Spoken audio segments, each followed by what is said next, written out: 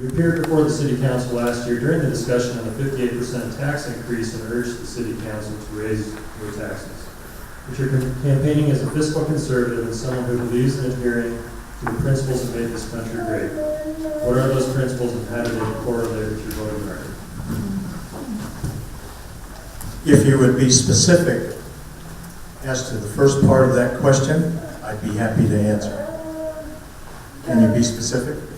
I cannot. As I said, I had these questions given to me, and so... Okay.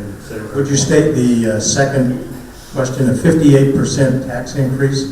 You appeared before the City Council last year during the discussion on the 58% tax increase and urged the City Council to raise your taxes. But you're campaigning as a fiscal conservative and someone who believes in adhering to the principles that made this country great. What are those principles and how do they correlate with your voting record? Let's be very clear about my voting record.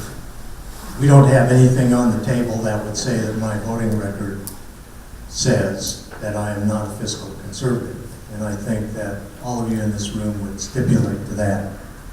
As to why I would vote for a 58% tax increase, I think the evidence is clear when we talk about taxes that we need to talk about what the specific taxes are.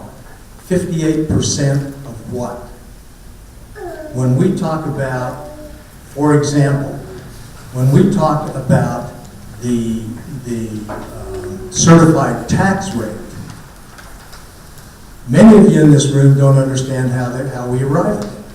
A certified tax rate gives a level revenue stream to a city. If values go down, the certified tax rate goes up.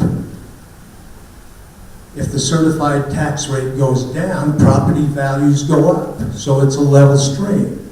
So when you ask me a question about 58% tax increase, absolutely I'm in favor of a tax increase.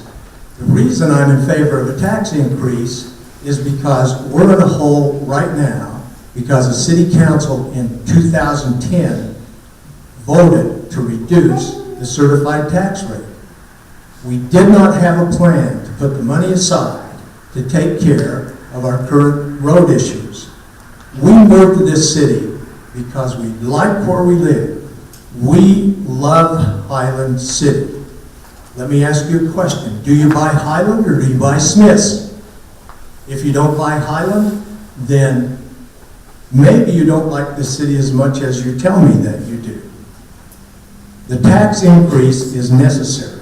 Whether you call it a tax or a road fee or whatever you call it, it's necessary for us to climb out of the hole.